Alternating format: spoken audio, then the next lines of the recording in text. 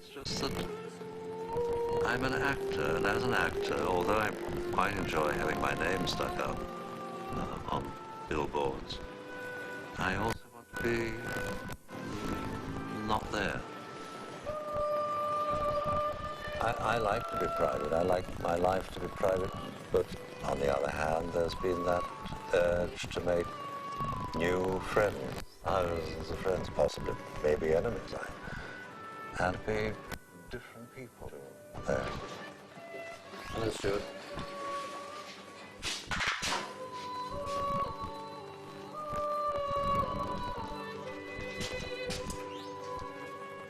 Enter Ego from the wings, pursued by fiends. Exit Ego. Ego, as a very young person with no professional experience, assumes that his natural place in the scheme of things is upstage center, but quickly learns that for a long time to come, he must be downstage, very much to the side, and with his back half turned to the audience. With the passing of years, he grows to rather like this position, and in later life, when he has a little to say in some theatre productions, he often expresses the wish to sidle into a play rather than take the bull by the horns. Deep in his heart, he hankers to be an artist of some sort, but he is only an actor. To be an actor was his adolescent dream and has been his means of livelihood for 50 years or more. He knows that an actor is usually no more than an assortment of odds and ends which barely add up to a whole man. An actor is an interpreter of other men's words, often a soul which wishes to reveal itself to the world but dare not, a craftsman, a bag of tricks, a vanity bag, a cool observer of mankind, a child, and at his best, a kind of unfrocked priest who, for an hour or two, can call on heaven and hell to mesmerize a group of innocents. Come on in. Shall I take your stick? Allow me to introduce myself. Call me Dutch. Very glad to see you, Ivor, very. Bring me my little box, will you? I shall be in the library. You're the boss? Yes. Yes, that's right. I am. Alec Guinness was born in 1914. He talks of his solitary childhood living with his mother as an unhappy one. He lived in various South Coast towns and later went to boarding school in Eastbourne. He's reluctant to give interviews and has been reticent and elusive in public. However, quite early in his life, he became fascinated by the stage. When I was about 7, I was taken to see Nellie Wallace at the Coliseum. I didn't laugh much, but I was absolutely riveted by this aggressive, coarse, kind of parrot-like character. And she kept dropping her props, her fan, her handkerchief, whatever it might be. And every time she bent to retrieve them, the orchestra made raspberry sounds in the brass, and her look of outraged indignation, I thought was the funniest thing I'd ever known in life. Was it then a direct line to the stage, or was there anything else that sort of nudged you along the way? No, I mean, at school, obviously, well, at my prep school in Bournemouth, when I wanted to be in a school play, the headmaster said, no, you'd never be an actor. And I think I kind of learned something. A conjurer came to that school, and I didn't like him at all. I thought he was, he did clever things which amused us. And he wanted me to sit on a chair, and under his breath, he wanted me to jump up, screaming. And he wanted overacting, and I knew, I must have been about 9, 10 by then. I just knew he was wrong, and that wouldn't get a laugh at all, and that everyone would know it was phony. So I did what he wanted. I sat on the chair, but I very slowly got up and kind of surreptitiously looked, and I got my laughs. And he was furious because I wasn't doing this kind of big screaming job. I've learned a lot from that. Guinness left school at the age of 17 and went to work for an advertising agency in London. He was immediately taken over by the excitement that was being created in the West End by a new generation of innovative actors and producers.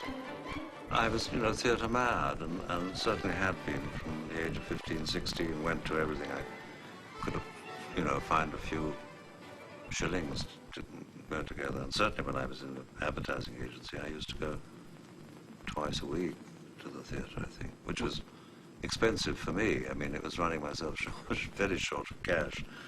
Now, I wanted to be an actor, I just didn't know how to set about it. It was Which productions and people at the time most excited you, just before you committed yourself to this, trying to get the scholarship? Here at the Albury Theatre, which was called then the New Theatre, I must have come, I don't know where it was, 12, 13, 14 times to see Gielgud in Richard of Bordeaux, which was here for about 18 months, I think, or maybe longer.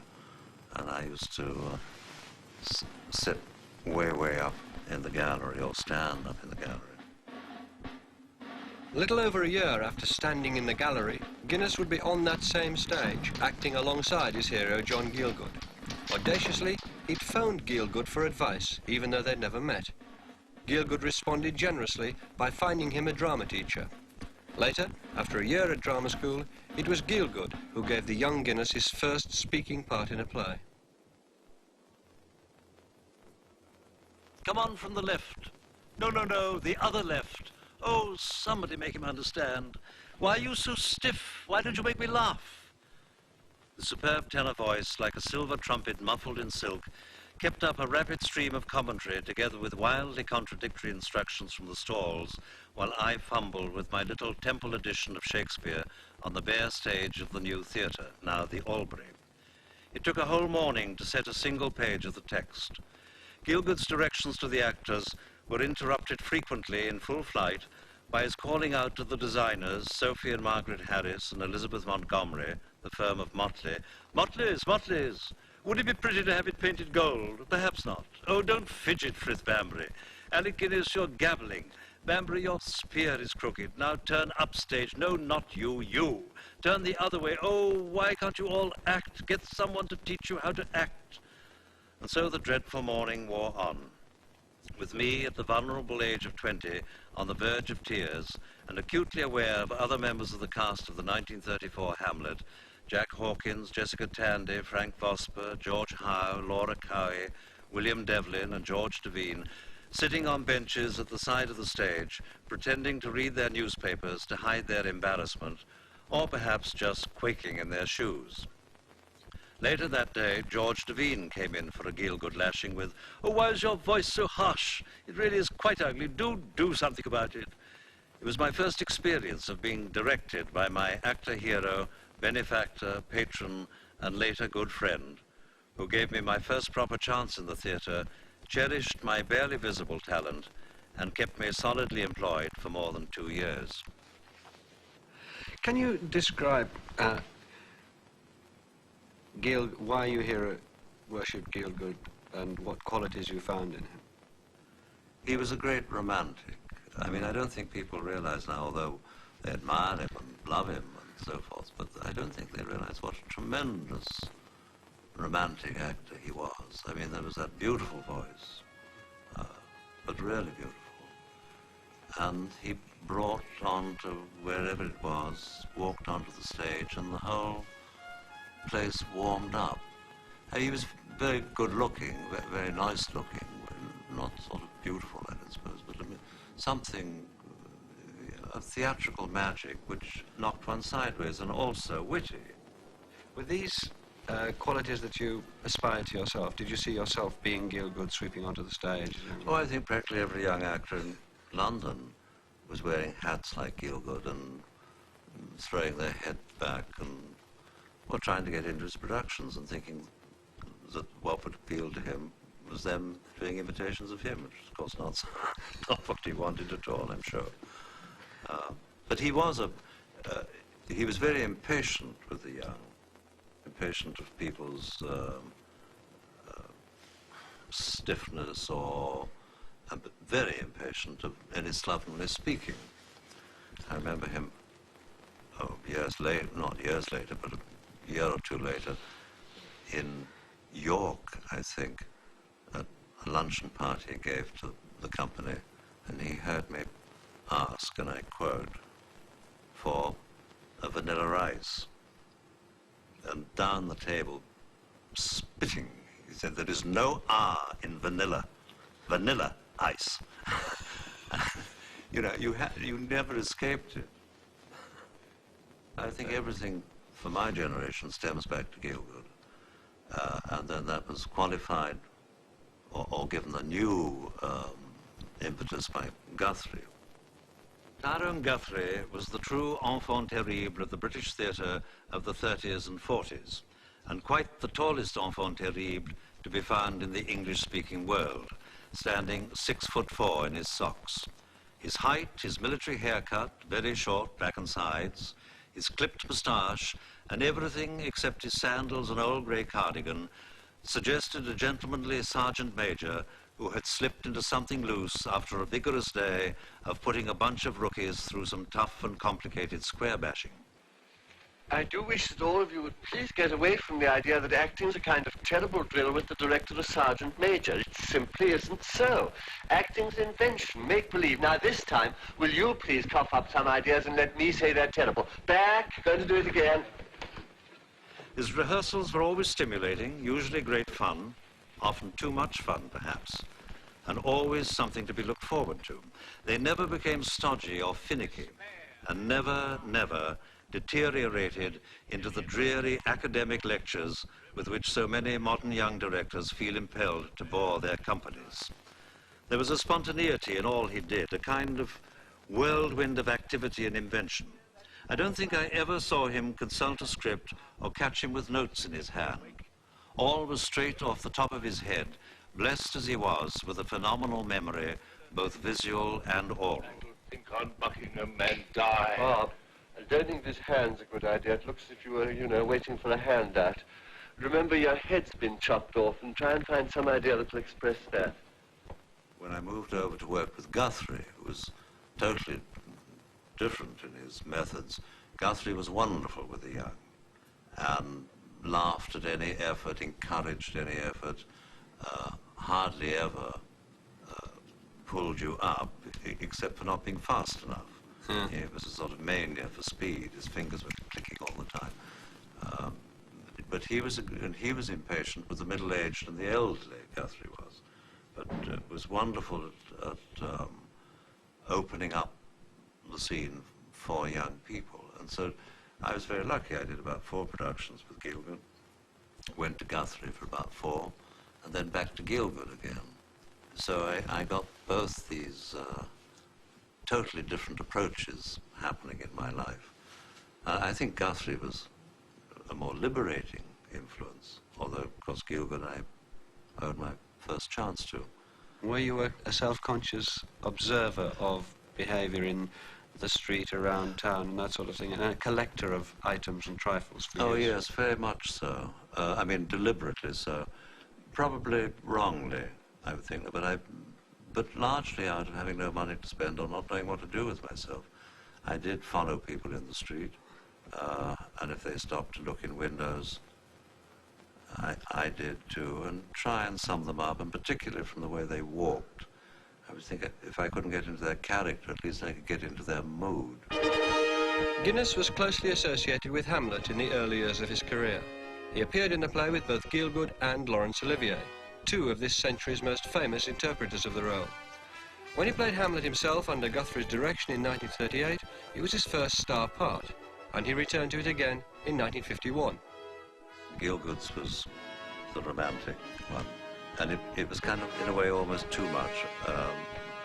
I mean, I must have stood in the wings here in this theatre night after night for perhaps 150 nights, watching almost all of it, unless I was changing to go on myself. And I knew every tone, inflection.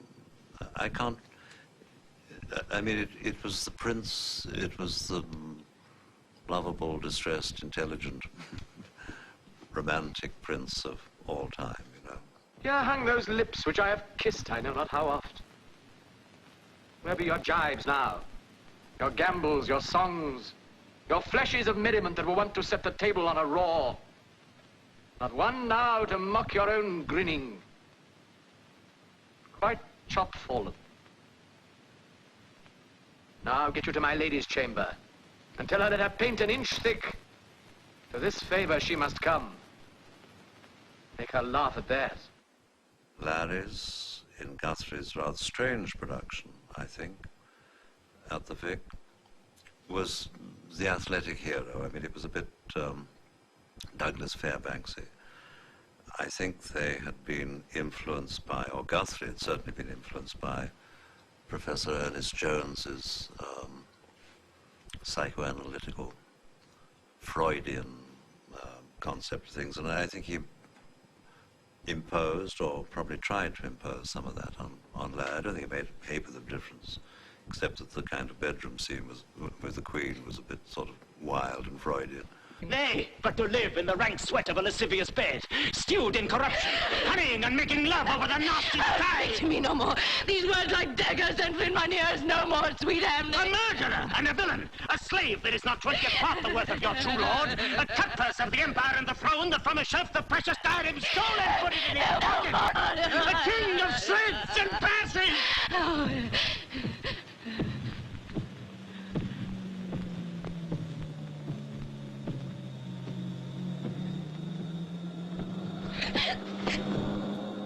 Larry's was very electrifying, but he was always leaping off from high places, or the fights were tremendous. I understudied him when he was doing that. It'd been fatal if I'd had to have gone on. Fainted rather than throw myself off 12 foot of rostrum to be caught by a few people below. Then venom to thy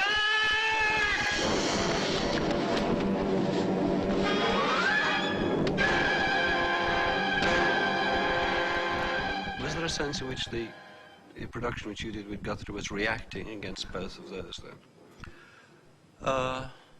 No, I don't think so. I mean, it was neither of them. My own feebleness was in being a bit ersatz Gielgud. I wasn't trying to be Gielgud, but I was so imbued with, 1934, when this was only 4 years later, that rather feeble bits of Gielgud kind of came through. Why was the decision to do it in modern dress?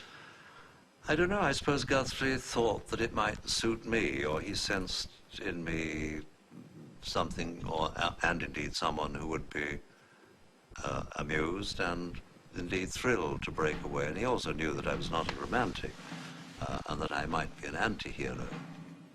What could you do that you couldn't have done had you been in Doubleton Hose? Well, let's put it this way. I think it enabled me to show different facets, to say the first soliloquy by oneself. Understand? I wore a uniform for that, I know, kind of sitting on a stool or chair, and then to take a pocket handkerchief out and blow your nose and put it away again. I mean, maybe now I would find that vulgar, but at the time, I thought that does wonders for me, because they know that I've been in an emotional state, but controlling it, you know. Yes. Well, you can't do that in costumes. I mean, I'm not saying that's a marvelous thing, but it was those sort of little things which made it fascinating to work on. Brilliant book that Kenneth Tynan wrote about your acting. He describes there a stripping away, a reacting against, and yet a continuing in. Did you go along with his comments on that? Yes, fair enough, because I think that's very much the way I've worked, maybe too much so. Which is what? Just sort of... Well, a kind of stripping away and getting rid of the unnecessary anything. I mean, I love economy in the arts. Of course, now and then something extravagant and so on, but I mean, my personal taste, I think, has nearly always been for fining something down, getting rid of the unnecessary gesture. There was a sweet chap who used to stand in for me in films, and when I would rehearse something, he would very often come and say, "Oh, I love the way you did that, Alec. That." You know, he was being sweet and generous and kind, but I would automatically think, oh no, if that was noticed, that must come out. And so I really relied on him a great deal for giving me praise for something which I knew must be stripped away immediately. And I've gone too far. Very often I've so stripped away a performance that, you know, people say, well, where's the performance? Where is it? Is this a reaction or a distaste for what is called great acting, or Yes. does it also appeal to something rather profound in yourself? There's nothing profound in myself. It's just a personal taste. I mean, I like a line drawing, you know, a very simple line that pleases me. And I love simplicity in acting. And one has seen marvelous acting of a simple nature, but you can go, you know, Shakespeare is, in the end, you know, the Bible, you know, do not saw the air too much with your hand thus, but use all gently, or in the very torrent tempest tonight, whirlwind of your passion, you must acquire and beget a gentleness. You know, he knew what he was talking about 400 years ago. And yet he also says, be not too tame neither. Well, very often I've been too tame neither. He's done two plays of mine, Habeas Corpus and The Old Country. And in both cases, before he agreed to do them, there was a kind of wooing process in which a kind of very formal dance that you went through before it was decided that he would do it. I had several meetings with him on my own with the text, and he went through the text very carefully and asked me about it and asked me what I meant by this and that and the other. He then stripped down the text, and we'd throw out the stuff that, and not in any. I mean, with some actors, I think they would say, well, I wouldn't be able to do that, or I don't want to do that, or and they'd also try and snip bits off other actors' parts and amalgamate them with theirs. There's none of that goes on. It's not to do with that, because he's not got that sort of vanity. What strikes me about him is that there's never been a satisfactory imitation of him. Peter Sellers used to do one, but you'd have to be told that it was him. It wasn't self-evident. Whereas Gielgud and Olivier and Richardson, I mean, there are stock imitations of them all. But there's nothing like that with Alec. There's no, he doesn't leave anything spare for the public outside his acting.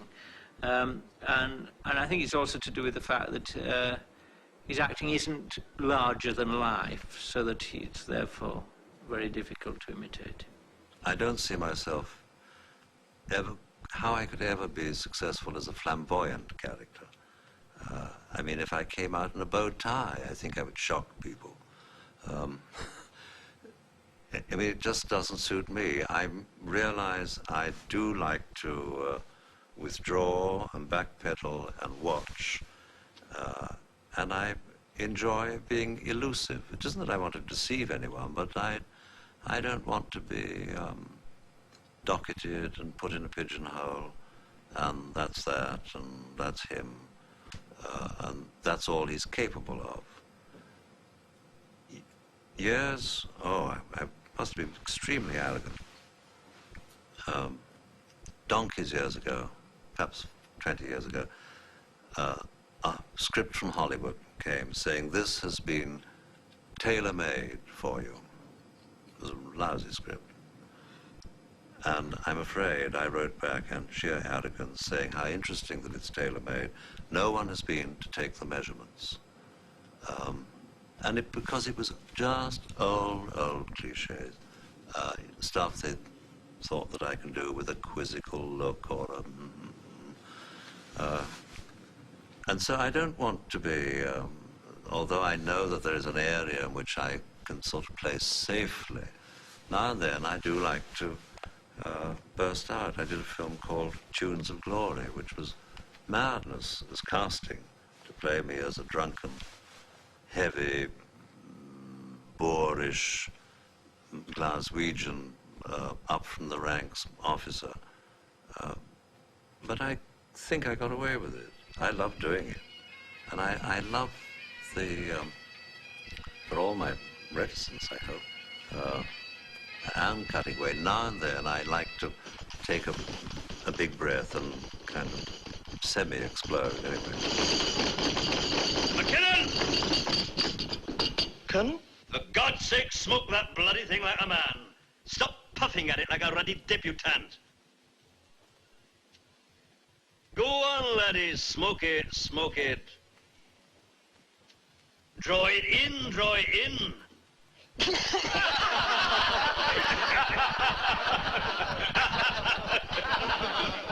Am I coarse, Simpson? Am I, Charlie? Away you go, lads, you're no so bad. You can have a drink. Oh, for Pete's sake, then, where's my whiskey? Newsreel cameramen have already planted themselves on Sicily to capture the sight of incoming troops. For hours on end, the landing craft kept on coming in a never-ending flood. During the war, Alec Guinness served in the Royal Navy, and in 1943 commanded a tanker landing craft in the Allied landings in Sicily. When I landed with my ship, very hard. I've always maintained that I was the first to arrive because I never received the signal postponing the invasion for an hour, and I intrepidly went ahead with other ships following me. I knew exactly where to go. That, for once, I knew exactly where it was.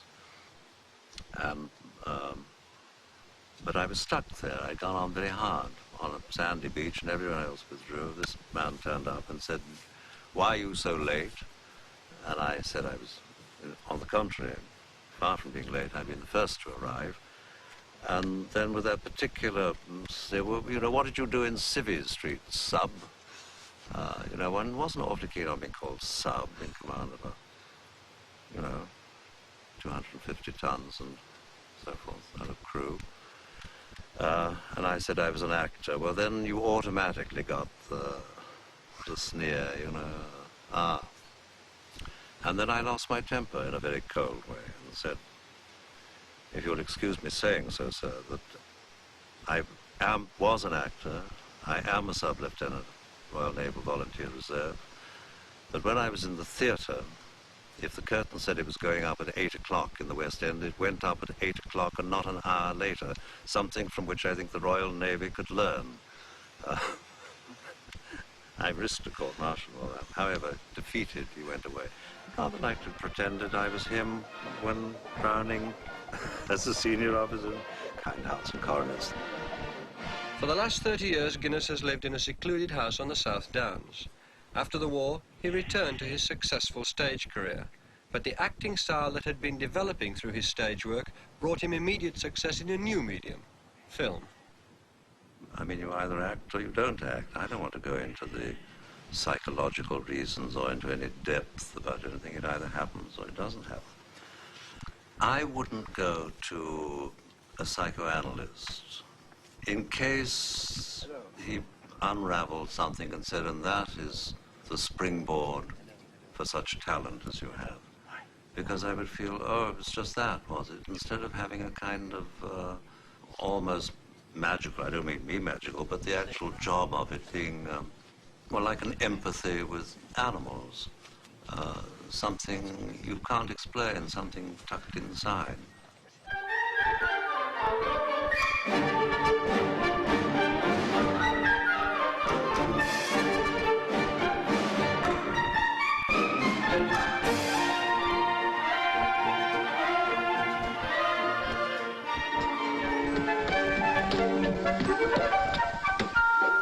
Mr. Pip? Mr. Pocket? Oh, dear me, I'm extremely sorry. But the fact is I've been out on your account, for I thought coming from the country you might like a little fruit. And I went to Covent Garden Market to get it good. Well, thank you. It's very nice of you. Can I take the parcels? It sticks, you know. Pray come in. It was in that film that you made your debut with the major role as Herbert Pocket in David Lean's film of Great Expectations. Did you learn a lot in that first part? Was it a revelation to you? Was it something you built in on? Filming? Yes. Well, I was very nervous and very self-conscious, and there was one little scene in which I was required to laugh spontaneously at something that Johnny Mills did. And I found this agony because I feel it's coming, and tucked into the throat. And David, I know, had the camera running without me knowing. I mean, he had lots of little secret signs. And he said something, or got me to laugh. So that was, I mean, that wasn't an acting job. That was a piece of cheating. But, you know, thank God he did it. I don't think I'm very self-conscious before a camera now. But I learnt a lot from him. I learnt to be, reticent in front of the camera, I suppose, when necessary. Why did you so determinedly want to play Fagin? I don't know, something, I mean, now and then I've wanted to play something very, very extravagant or different, and I reread Oliver Twist, not with the film in view. I think I just had reread it recently and thought I would love to have a stab at that. You'd like to make pocket handkerchiefs as easily as the Artful Dodger, wouldn't you, my dear? Yes, if you teach me, sir. We will, my dear, we will. To work, Terry, quick. I think it's the only time I've taken a director out to dinner in an effort to persuade him. And he took a lot of persuading, and then finally I said, well, let me do a make-up in the theatre, in theatre terms. And Stuart Freeborn, who did the film make-up, came, watched that, and then I did a test. The business with the boys, is that stuff you made up yourself? And well, yeah, I mean, I think I made it all up, Yeah. yes.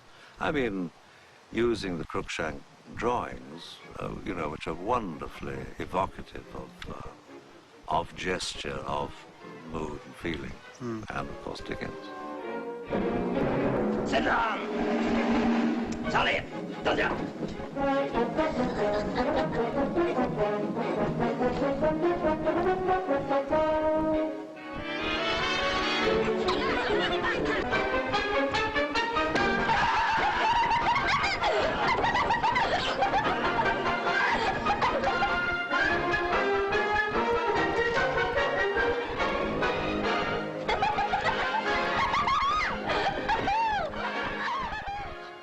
Between 1949 and 55, Guinness made a series of films at the Ealing Studios in which he became firmly associated with comic and eccentric character acting.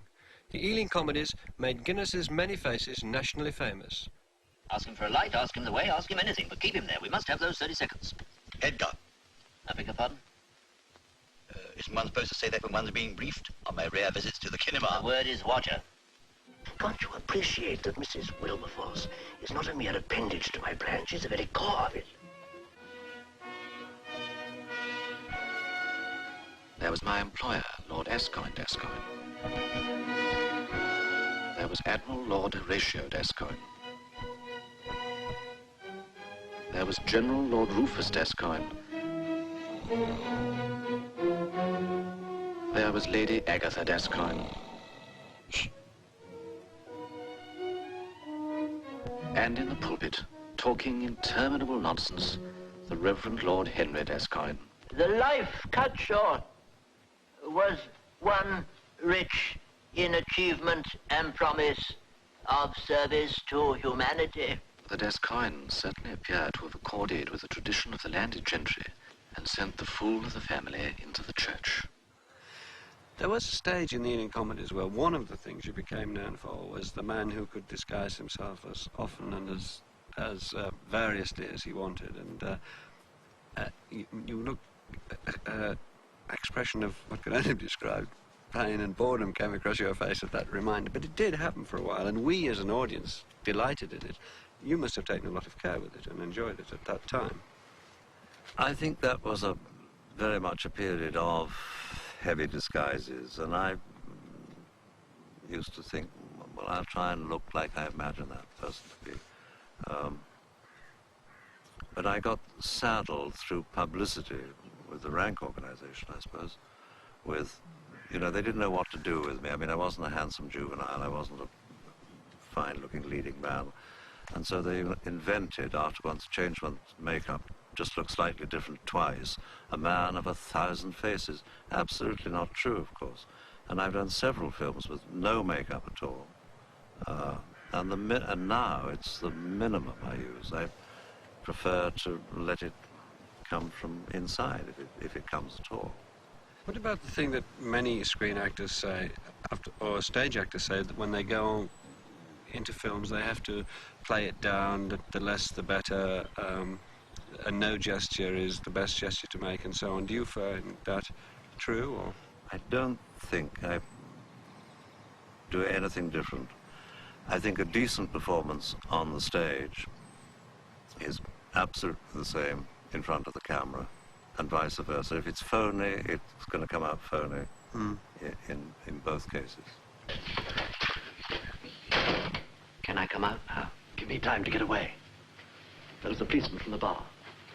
Maybe a bit suspicious. You might have recognized my legs under the door. Do you think we ought to change trousers? Wouldn't look natural, old man. Still, you're getting the idea. Come and see me at 10 o'clock tonight. Room 506, Capri Hotel. Sign official secrets acts, all that rubbish. You don't really think I'll come, do you? $150 a month and expenses, old man. Tax-free. I mean, Coward was a great one for, you know, saying to very modern young actors, all I ask you to do is to learn the lines and not bump into the furniture. Which, you know, it sounds sort of facetious or nothing. But I don't like clumsy acting. I don't like clumsy actors. And, you know, it was good. It's good advice in a way. It's purely practical. Do you see an opposition between, as it were, character acting and... Is this a made-up thing? They should be the same, you know, I mean... and I think now, if I played a kind of fairly vivid character, it probably would be more true than it would have been 20 or 30 years ago. I would be less concerned with the eccentricities and more trying to be real in myself. I mean, less concerned with the externals of a character. Real in yourself means some kind of bell goes off. Well, something where you recognize that as a human being. You know? I hate talking about actors, you know. You ask yourself what the sum total of your life represents. What difference your being there at any time made to anything. Or if it made any difference at all, really. Particularly in comparison with other men's careers.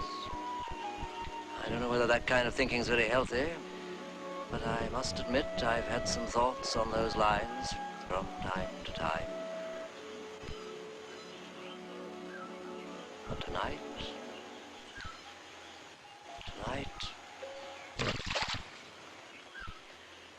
last.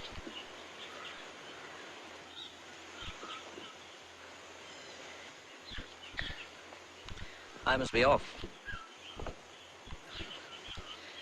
The men are preparing some sort of entertainment.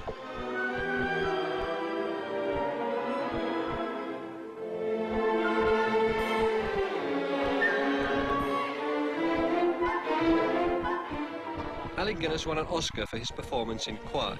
This was followed by an Oscar nomination for his script for The Horse's Mouth, in which he played the hero, Gully Jimpson. In 1958, he was knighted.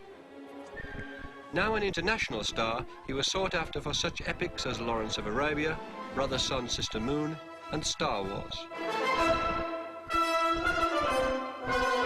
On stage and screen, he portrayed such varied historical characters as Hitler, Dylan Thomas, T.E. Lawrence, King Charles I, and Sigmund Freud. The quizzical gaze directed to the corner of the screen belonged in turn to troubled churchmen, baffled spies, and defeated officers. I don't like playing weak characters, I suppose because I'm frightened of my own weaknesses. I'd much rather play a strong man and see how strong I can be, but not necessarily heroic. How far do you feel able to play characters with whom you can't sympathize very fully? Well, in a funny way, I rather like that more. Hitler. I did a lot of research work on that. I have no sympathy with Hitler, but I did want to present him not as some outer space monster, but as a man, because, you know, this is a dangerous area, and men can become Hitlers, not people from outer space. I suppose the Colonel in Tunes of Glory. Well, I had a certain sympathy with that, in a way, but I mean, he was a monster also. I rather like something which is against myself. I mean, maybe I can be a monster, but I mean, not in that way. Do you feel you call out things in yourself, though, when you're playing monsters, as it were? I don't know where they come from. They must come from somewhere. I mean, do you feel you're tapping reserves or unused and unusable parts of your personality? Possibly.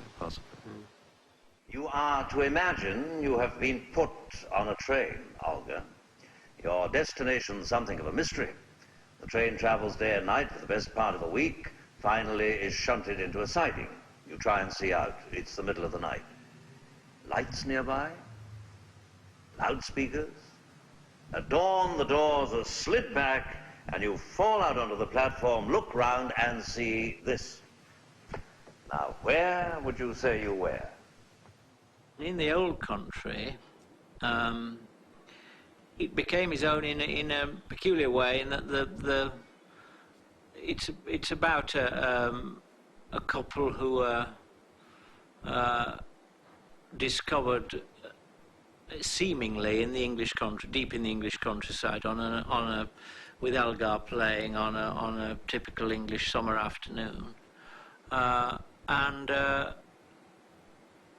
and it gradually emerges that they're actually outside Moscow and that he's a defector. But in some sense, he kind of made it like his own life, in a way, made it like his own country existence. It's the common at Purbright, as seen from the Salisbury train, or half a dozen places in Hampshire. Purbright's in Surrey. Aldershot, then. Were you ever in Aldershot? No. Yes, we were. We had a Chinese meal there one Sunday afternoon. That sounds as if it could be Aldershot. In a bit the same way, he's made Smiley like himself. I mean, it seems to me that Le Carré, the last Smiley novel, he's written it as if Alec Guinness has always been Smiley, whereas Smiley in the earlier books was a very different sort of character. I'm inclined to think, or have thought in recent years, that you've only got to think and something will come over. And I did that rather excessively, I think, in Tinker Tailor Soldier Spy and Smiley's People.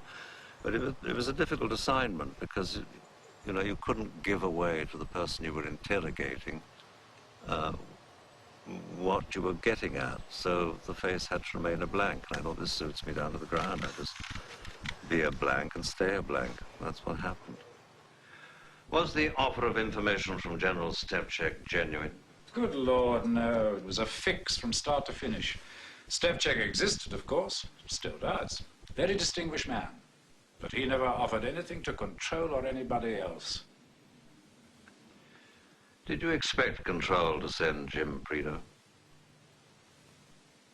Well, obviously we needed to be certain Control would rise to the bait.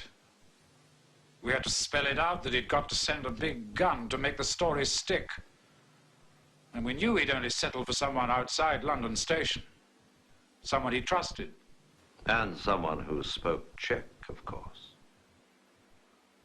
Unless trickery is done, I don't think the camera lies. I mean, something emerges. And if you're acting truly and thinking on the right lines, I hope that comes through. It may be a tilt of the head unconsciously. I mean, purely from concentration inside, it might be anything. I suppose it gets expressed in physical terms, but in ways which one's not aware of. Look in the eye. I find now, I'm sure, that it's other people who do the acting for me. I mean, a lovely actor you're playing a scene with, if he's concentrating and doing his best, it's so easy to go with him. I've just had that experience working with Leo McKern, whom I only knew, I mean, I've seen him a lot, of course, but only knew vaguely. And we got on terribly well, and he was absolutely wonderful to work with because it was so concentrated. All I had to do was listen when he was speaking. I didn't have to do a thing. Ah, that's true. Or, I mean, nothing, just listen. And I hope that comes over. He's traveling incognito. Why incognito? Because he has that sort of humility which is often to be found in holy men. Where have you come from? The Monsignor has been praying at the tomb of the Generalissimo. Is that true? Well, yes, I did say a prayer or two. For several prayers, one would hardly be enough. What do you mean, not enough? God can be hard of hearing. Give me your papers. Since the war, there have been a great number of changes in the British theatre. In your experience, what has been the greatest effect of these changes and developments? Well, the architecture of the theatres, which is, I think, largely brought about by Guthrie's influence, and the open stage whereby playwrights have not had to rigidly stick to sets, curtain going up, curtain coming down. They had greater freedom, but I'm not sure that that's not coming to an end. A good idea of the 30s has, in a sense, outlived its time. I think so. I think it could be dying, or it should be dying, and something new. I can't think what, but yet a new form of theatre, or some compromise. Well, what do actors know about theatres? Well, frankly, more than anyone. You know, it's our home. It's where we live. It's where we make up, spend hours of each day, you know, rehearsing and playing at night. Architects, it seems to me, just sort of, their knowledge of theatre is on a drawing board, and not always very good knowledge of that. I mean, I don't want to be hidebound. I love the old theatres, but I welcome the new, but I would like it to be new again. You know, we need to change once more, and again and again. Do you feel very comfortable on a stage? Do you feel it's still home? I mean, is it more home to you than a film set, as it were? Oh, yes, I'm afraid so. Well, a film set is always different. I mean, you know, oh, it's a brilliant set, and oh, it's so real and so marvellous, but a stage with nothing on it before the scenery. I mean, even walking up onto this stage, I immediately felt, although I don't know the theatre, at home. I mean, I know where to go in given circumstances. I know where to, I mean, it's just home for me. My feet feel both solid and light on the ground. Thank you very much. Thank you.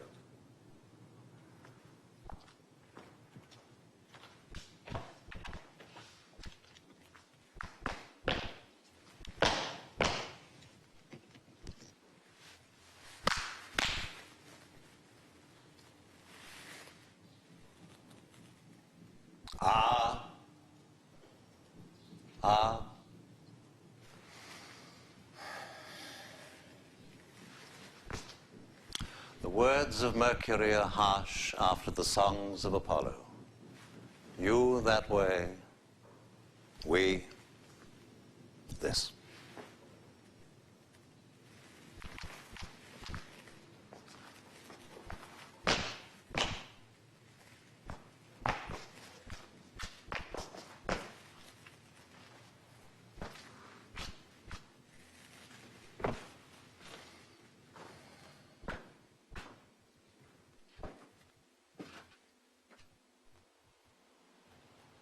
Talking about actors, you know. And I'm always embarrassed when I find actors actors, usually young actors, of course, talking about their method, how they do it.